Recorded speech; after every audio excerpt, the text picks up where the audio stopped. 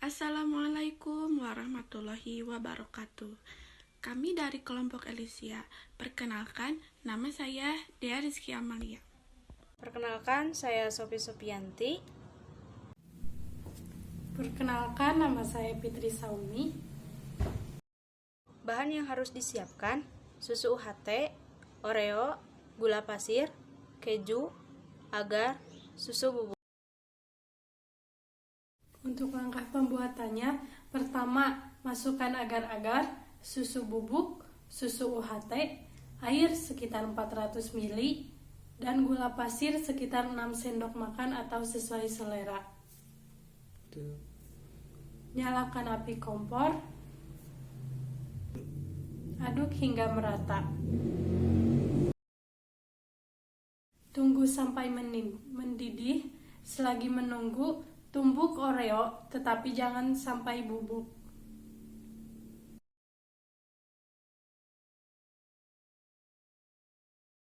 Ketika sudah mendidih, matikan api kompor. Diamkan sebentar, lalu masukkan Oreo yang sudah ditumbuk tadi. Masukkan puding ke dalam cetakan.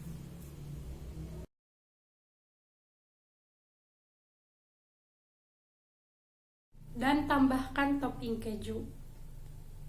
Masukkan ke dalam lemari pendingin, tunggu sampai teksturnya padat. Setelah teksturnya padat, keluarkan puding dari lemari pendingin dan pasang penutupnya. Lalu setelah itu puding siap untuk dipasarkan.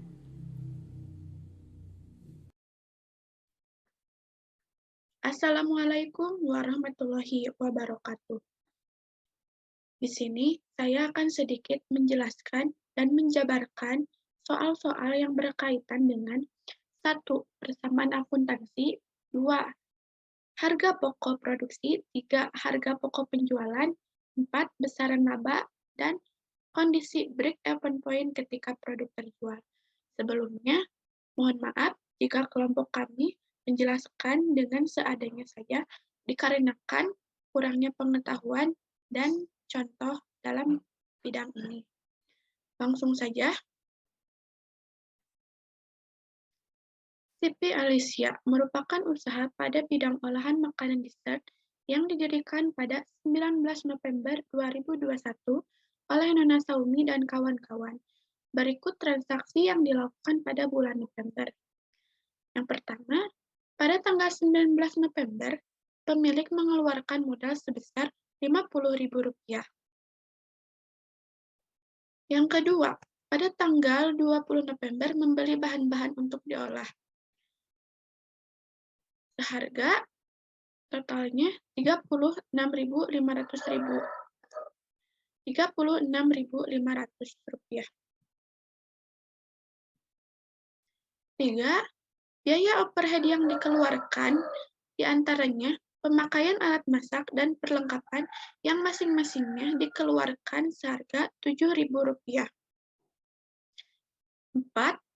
Biaya pengangkutan bahan sebesar Rp2.000. 5. Jumlah produk yang dihasilkan sebanyak 30 buah. Setiap satuan produknya dijual seharga Rp2.000. Hitunglah persamaan akuntansi, harga pokok produksi, harga pokok penjualan, besaran laba, dan kondisi break-even point ketika produk terjual. Yang pertama, persamaan akuntansinya. Rumus persamaan akuntansi itu adalah harta sama dengan utang ditambah dengan modal. Mari kita buktikan.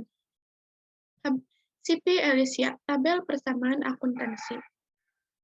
Pada tanggal 19 November, pemilik mengeluarkan modal sebesar Rp50.000, maka cash di debit dan kapital di kredit seharga Rp50.000.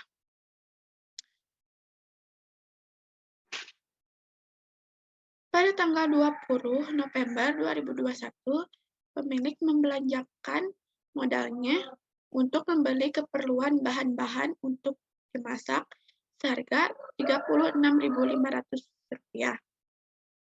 Maka dari itu, cash di kredit dan peralatan di debit seharga Rp36.500. Kemudian kita totalkan cash Rp50.000 dikurangi Rp36.500 sama dengan Rp13.500. Equipment atau peralatan atau bahan-bahan bakunya sebesar Rp36.500. Kita jumlahkan, maka akan menghasilkan Rp50.000. Kemudian tadi kapitalnya sebanyak Rp50.000, kita ke bawahkan. Maka terbuktilah asumsi bahwa harta sama dengan utang ditambah dengan modal. Asumsi dari persamaan akuntansi itu. 50.000 sama dengan 50.000. Yang kedua, perhitungan harga pokok produksi.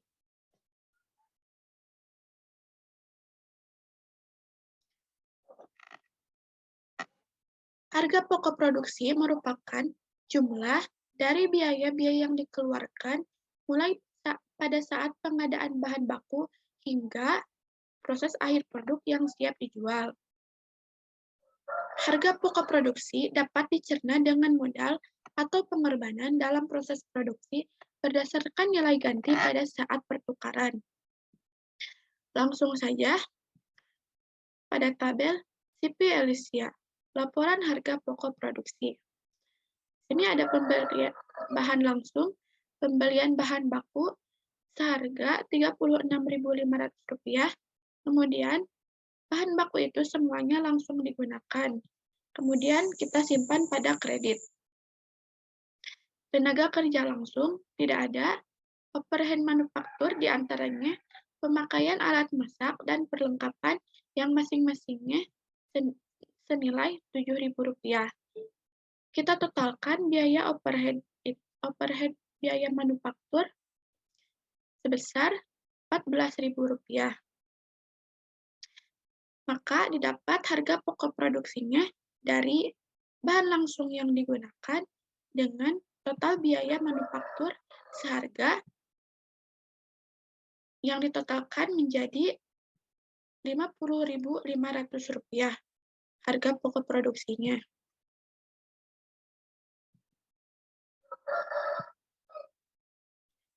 Kemudian harga pokok penjualan. Harga pokok penjualan merupakan harga atau nilai barang yang dijual.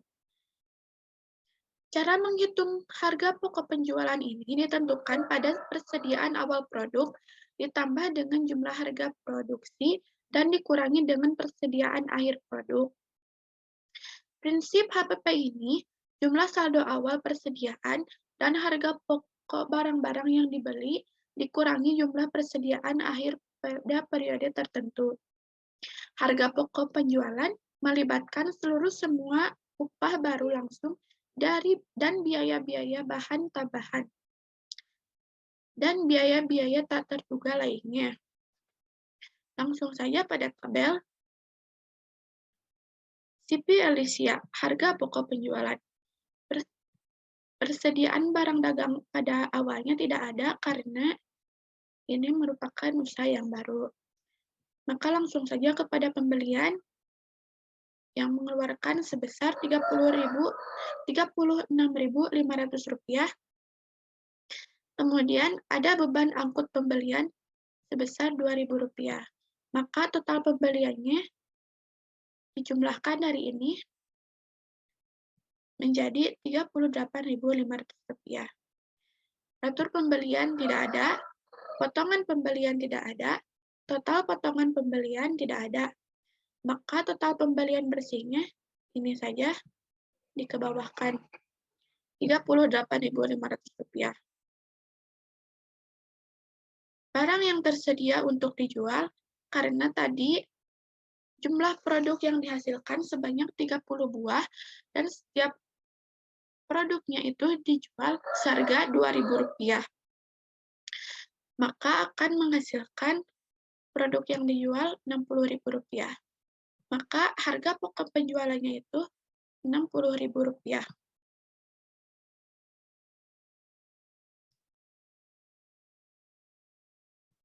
Kemudian, besaran laba ketika produk terjual dan kondisi break-even point ketika penjualan produk. Laba bersih sama dengan total pendapatan dikurangi total pengeluaran. Total pendapatannya kita mendapat Rp60.000 dikurangi total pengeluaran sebesar Rp38.500. Adapun total pengeluaran ini dari total pembelian bahan-bahan dengan biaya angkutnya. Kemudian kita dapatkan laba bersihnya seharga Rp21.500. Kemudian kita menghitung break-even point-nya. Break-even point unitnya sama dengan biaya tetap dibagi harga jual per unit produksi dikurangi biaya variabel per unit produk. Biaya tetapnya itu kita dapatkan Rp36.500 yang didapat dari pembelian bahan-bahan. Kemudian harga jual per unit produknya, tadi di atas sudah dijelaskan bahwa Rp2.000 per unit produknya. Kemudian dikurangi biaya variabel per unit produk. Adapun biaya variabelnya itu yang terdiri dari biaya overhead sebesar Rp14.000 ditambah dengan biaya beban angkut Rp2.000 jadi Rp16.000. Per unit produk Rp16.000 dibagi 20 sama dengan 533. Maka kita dapatkan Rp36.500 dibagi 1.467. Didapat 24,880 atau dibulatkan menjadi Rp25. Jadi, break-even point-nya sebesar Rp25 pada setiap produknya. Sekian pembahasan dari saya. Mohon maaf bila seadanya dan mohon maaf bila tidak sesuai dengan yang diharapkan. Terima kasih. Wassalamualaikum warahmatullahi wabarakatuh. Hasil analisis SWOT dari produk Food Cup ini, yang pertama untuk kekuatannya, usaha di bidang makanan, apalagi dessert seperti puding ini sangat menjanjikan. Karena rasa manisnya bisa membuat suasana hati konsumen naik. Dan juga kandungan yang ada di dalamnya sangat bagus untuk dikonsumsi. Karena bahan-bahannya pun banyak mengandung kandungan yang baik untuk tubuh.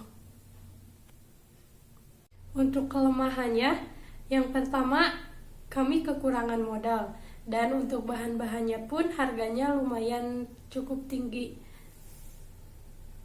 Untuk peluangnya, puding ini bisa dikreasikan dengan rasa, bentuk, dan ukuran yang bermacam-macam.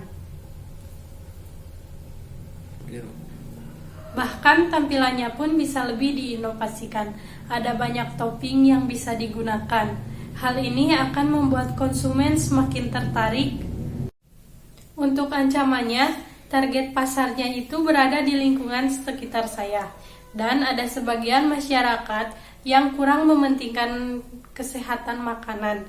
Mereka lebih sering memilih makanan yang dari pasar ataupun dari pinggir jalan yang kualitasnya bisa dibilang diragukan. Hasil analisis segmentasinya adalah segmentasi lokasi. Lokasi yang menjadi target adalah lingkungan terdekat yaitu lingkungan tempat tinggal. Segmentasi waktu, biasanya pada musim panas, puding akan lebih laku karena puding ini disajikan dengan keadaan dingin yang bisa menyegarkan mulut di saat kemarau. Selain itu, pada saat bulan Ramadan, puding akan lebih dilirik konsumen karena bulan-bulan ini masyarakat muslim sedang berpuasa dan biasanya berbuka dengan makanan yang manis-manis dan puding bisa dijadikan sebagai pilihan. Segmentasi harga yang dipasarkan bisa dijangkau oleh semua kalangan, baik kalangan bawah, menengah, dan kalangan atas. Segmentasi demografi, puding ini segmentasi demografinya sangat luas karena bisa dikonsumsi oleh siapapun, mau perempuan ataupun laki-laki, dari anak kecil hingga dewasa. Semua orang bisa mengkonsumsinya. Hanya saja, ada segelintir orang yang tidak bisa mengkonsumsinya, misalnya mereka yang alergi terhadap susu sapi. Segmentasi sosial budaya, puding pasti akan ditebak oleh konsumen yang memiliki gaya hidup yang mementingkan kesehatan. terutama untuk para orang tua yang sangat memperhatikan makanan anak-anaknya.